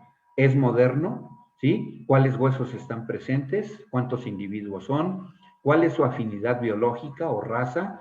¿Cuál es su sexo? ¿Cuál es la edad? ¿Cuál es la estatura? Y cuáles son sus características particulares. Y eso nos va a ayudar a identificar a una persona probablemente. No es lo mismo decir encontramos restos de una persona a decir encontramos restos de una persona de 25 a 30 años de edad, de sexo masculino, con una afinidad biológica mestiza, ¿sí? El cual medía unos 70 centímetros de estatura y tenía ciertas características particulares. Empezamos a acotar el universo de búsqueda para tratar de localizar a esa persona. De identificar, perdón, a esa persona. Nosotros como criminalistas hacemos un examen externo de cadáver y bueno, el antropólogo hace un examen antropofísico. Ya casi estamos por terminar y quiero preguntarles lo siguiente. ¿Todas las personas desaparecidas y que mueren están depositadas en fosas clandestinas o abandonadas en superficie? En la Ciudad de México estamos trabajando con 2 proyectos, ya les informé ya les platiqué del de odorología, y el otro es y surgió de esta pregunta, bueno, ¿y todos los cadáveres los tiran o los entierran? No, por ejemplo, la República Mexicana tiene más de 11,000 kilómetros de litoral, ¿sí? Sin incluir litorales insulares. Nada más en la periferia de la República tenemos más de 11,000 kilómetros. También tenemos más de 4,462 presas, de las cuales 667 están consideradas como presas grandes. ¿Qué quiere decir presa grande? Que tienen mucha capacidad de almacenamiento y una profundidad de por lo menos 15 metros. No estoy contando ríos, lagunas, cenotes, etcétera, ¿sí? Y esto es lo que podemos encontrar, indicios y que nadie voltea a verlos, restos humanos desaparecidos abajo del agua, ¿sí? Son esas personas que van y tiran al agua con los famosos zapatos de cemento, o los amarran a una piedra y los tiran. Por ahí en Argentina, en Chile, desaparecían a personas en alguna época del siglo XX, los amarraban, los encadenaban a rieles de tren y los tiraban de avionetas o de helicópteros en el mar, ¿sí? Aquí en México está sucediendo lo mismo, y pues nadie voltea a ver qué puede haber en estos lugares, ¿sí? La criminalística subacuática aporta el conocimiento técnico necesario para que un experto en esta especialidad lo aplique en condiciones extremas, ¿sí? Sin dejar de tener la misma calidad que en la criminalística de campo de superficie. Aquí estamos trabajando, aquí fue mi certificación en mar abierto. Es sumamente difícil, hay un equipo de expertos que estamos trabajando con esto.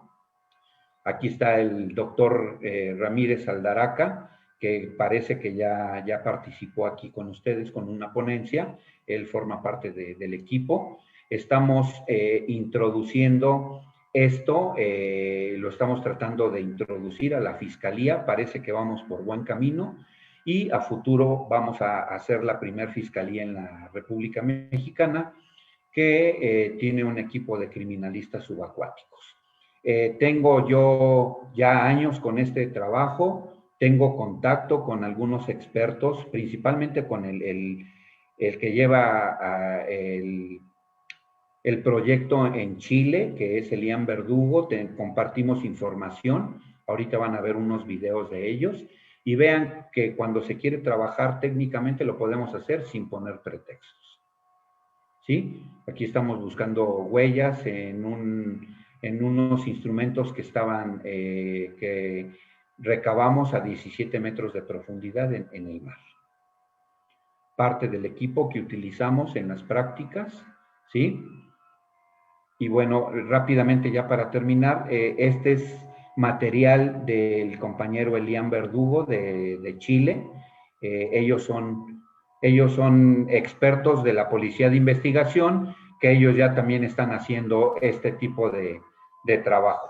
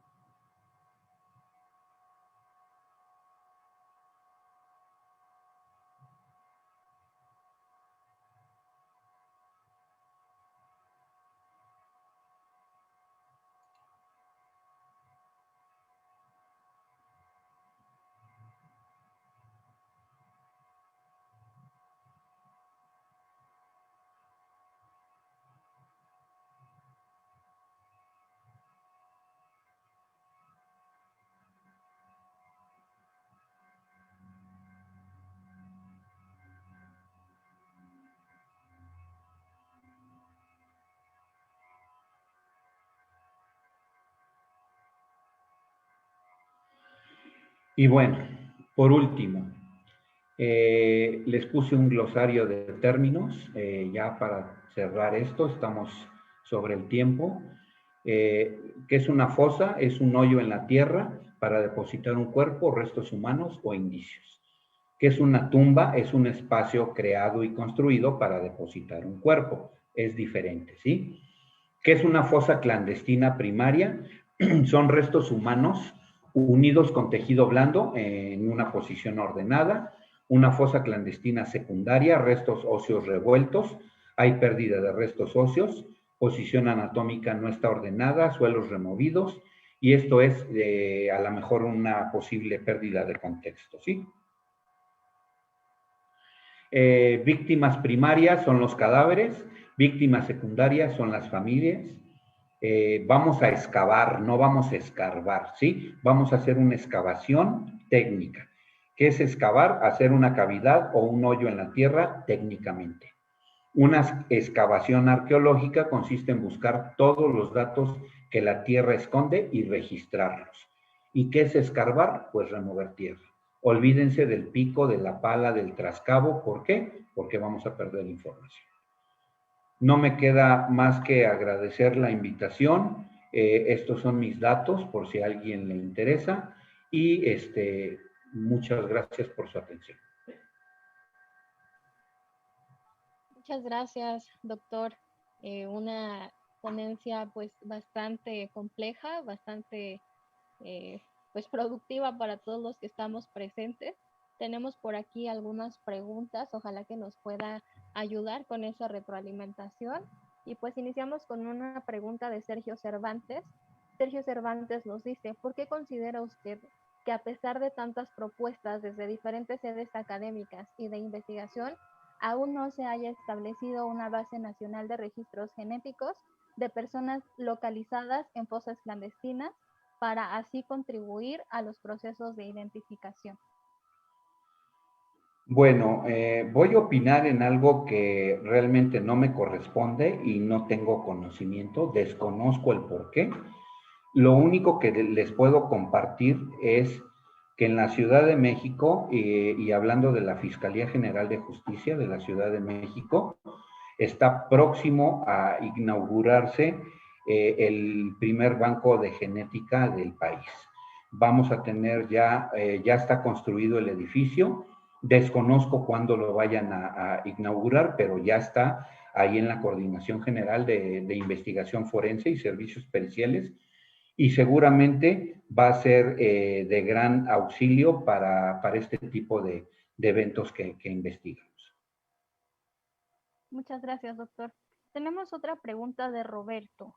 Roberto dice, excelente ponencia. Un egresado de licenciatura en criminalística, ¿dónde puede especializarse en estas áreas de búsqueda de personas y restos humanos?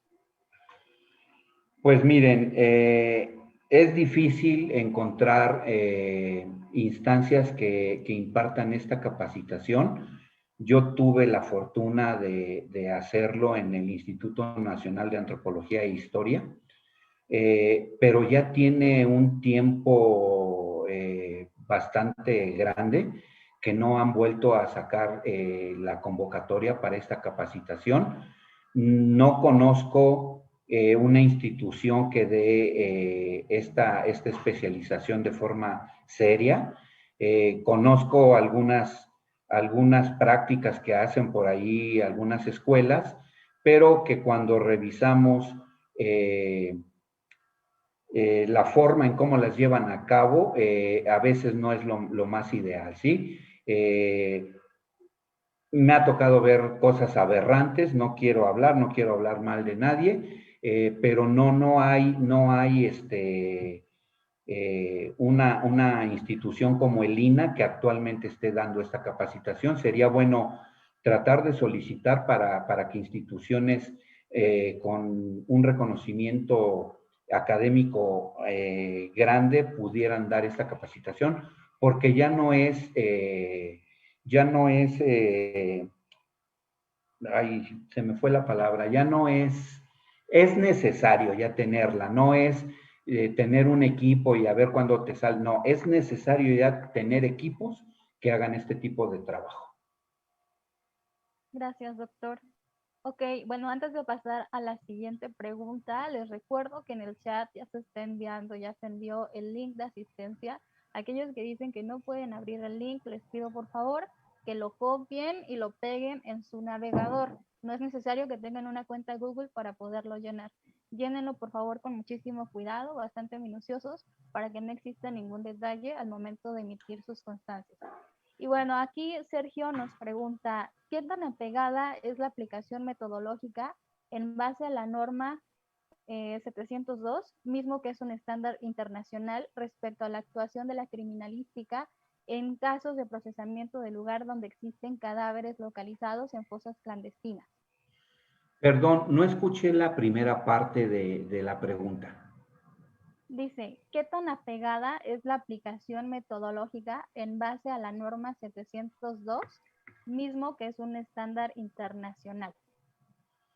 Ok, No, realmente no se apega mucho el trabajo que se hace, hablando criminalísticamente. Ya tenemos un protocolo de búsqueda de personas desaparecidas y de este tipo de trabajo, pero desgraciadamente la participación de equipos de trabajo a nivel República Mexicana no se está haciendo de forma concreta y como debe de llevarse a cabo, ¿sí? No creo, ahorita no ubico la norma a la que hacen referencia, pero el trabajo que yo conozco que se hace en campo no es de excelente calidad. Se saca el trabajo, pero ya debemos de dejar de sacar el trabajo, debemos de hacerlo como se debe de hacer. Y para esto se requieren especialistas en otras ramas como la arqueología y la antropología, que muchas veces estos expertos no están interesados en participar en el ámbito forense, ¿sí? Pero sí es necesario contar con estos especialistas que son los que deben de aplicar su metodología. Muchas gracias, doctor Juan. Y bueno, pues cuestiones de tiempo, vamos a pasar a hacer entrega de este reconocimiento público que queremos extender de parte pues del equipo de FEPAC por su excelente participación el día de hoy con su conferencia titulada La criminalística en las fosas clandestinas, firmada por el doctor Mario Ricardo Saldaña, director del Colegio Internacional de Peritos en Investigación de Fuegos, Incendios, Explosiones, Explosivos y Ciencias Forenses, igualmente por el ingeniero Alfonso Torres Saavedra, quien es nuestro presidente en Fomento Educativo Politécnico. Agradecemos su tiempo, doctor Juan, y la disposición que tuvo para compartir el día de hoy con nosotros este tema tan relevante. Ojalá hayamos podido llegar a toda la información que estos asistentes el día de hoy necesitábamos para complementar pues algunas dudas. Y sin más, vamos a pasar a la siguiente etapa de este evento. Vamos a ceder la palabra al ingeniero Alfonso Torres Saavedra para que nos dé algunas palabras. Adelante, ingeniero Alfonso, por favor. Licenciada Cintia.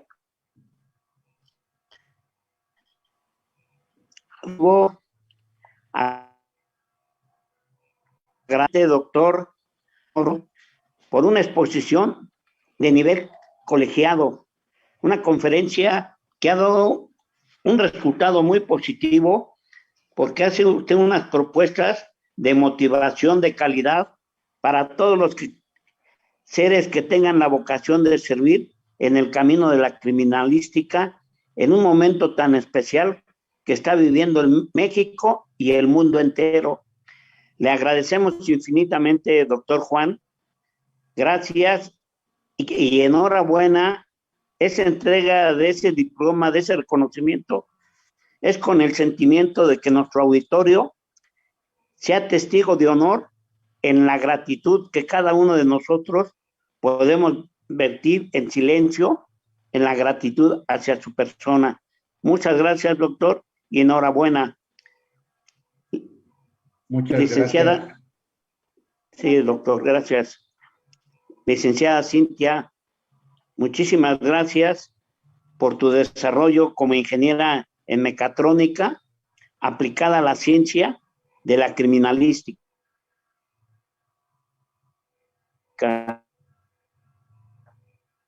Y creo que vamos a ser verdaderos profesionistas en el futuro, un país promisorio, un país que tiene una extensión geográfica muy importante para el mundo. Muchas gracias, Cintia, y que siga multiplicando tu inteligencia para poder guiarnos y darnos más luz cada día, tanto a nuestros compañeros conferencistas, de apoyarlos en su conferencia, como a nuestro querido auditorio. Muchas gracias, Cintia. Especialmente un saludo a nuestro querido auditorio, a las compañeras y compañeros, porque la calidad de estas conferencias, ustedes le han dado en silencio y en presencia la calidad de ese auditorio tan importante. porque la importancia la hace el ser humano. Y ustedes han demostrado dos cosas muy importantes en este momento, en esta conferencia número 37, que llevamos caminando hacia la carrera de ingeniería en criminalística. Su liderazgo natural, multiplicador, que han ido siendo de boca a oído la calidad de estas bonitas conferencias y de nuestros conferencistas. Hoy hemos rebasado 720 antes de las 6 de la tarde. Y eso es una satisfacción muy grande para una organización con este sentimiento de natural que tenemos, ¿sí? Sin deseos de lucro, sino todo lo contrario, despertar conciencias para despertar a México con la calidad de cultura y de valores que necesita en este momento el país y el mundo. Por eso, auditorio, no dejen de hacer liderazgo personal. Han aprendido porque ustedes han hecho crecer su propio auditorio, que ahora es una elegancia, reencontrarnos un granito, una partícula de cada uno de ustedes como seres humanos, y eso nos enriquece y nos da energía para salir más adelante, y le dan la fortaleza a nuestros conferencistas para que rindan su inteligencia y experiencia que durante muchos años la han ido adquiriendo en el campo. Muchas gracias, querido auditorio, y no dejen de hacer liderazgo, pero para eso hay que estudiar el RH, las relaciones humanas, precisamente hacer relaciones humanas de una actitud positiva. México necesita demostrar el cambio, y si en verdad estamos preocupados por la crisis en la que cada día nos están envolviendo más fuerte, solamente con la calidad de cada uno de nosotros como verdaderos mexicanos vamos a salir adelante. Muchísimas gracias y enhorabuena, querido auditorio. A mis compañeros organizadores, al licenciado Enrique Dorantes, al doctor Mario Saldaña, al doctor José Guadalupe Torres Morales, al ingeniero Eduardo Nava, al profesor Andrés García, al licenciado Jesús Carrión y a todos los compañeros de Fomento Educativo que humildemente cooperamos todos para hacer estas bonitas conferencias. Gracias, doctor Mario Saldaña, porque tu vitalidad, tu sinceridad, en tu experiencia de 30 años de servicio, la has venido recogiendo hoy. Todo se hace con esfuerzo y con dolor, pero se vive una vida de honor, una vida de gloria, y eso es al camino en el que estamos iniciando muchos de nosotros que llevamos más de 50 años trabajando por México, y hoy le estamos dando al punto de la claridad para que México sea un país importante en el mundo. Muchas gracias y bonita noche para todos. A cuidarnos porque esto se está poniendo de a mentiras. Dicen, vámonos fuerte. Mucho ánimo a todos. Gracias, licenciada Cintia. Gracias, ingeniero. Gracias por compartir estas palabras con nosotros. Y bueno, antes de despedirnos, queremos hacer la atenta invitación para el próximo jueves en punto de las 5 de la tarde, igualmente por este medio, a la conferencia denominada Procesamiento del Lugar de Intervención, que va a dictar la licenciada Concepción San Juan Quintero. Sin más, agradecemos su tiempo y disposición y los dejamos con esta bonita proyección.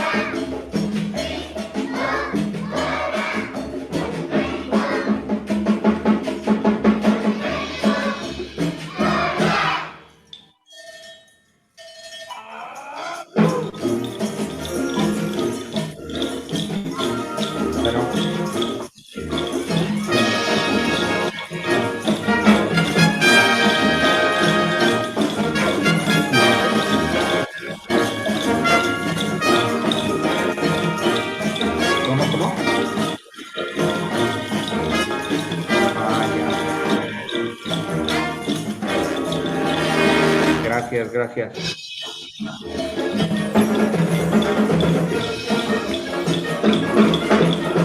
Parece que ya, pero pues ahí estamos, sigo yo batallando. Con los huevos, estamos con los perros, con el otro, pero parece que sí se va a poder.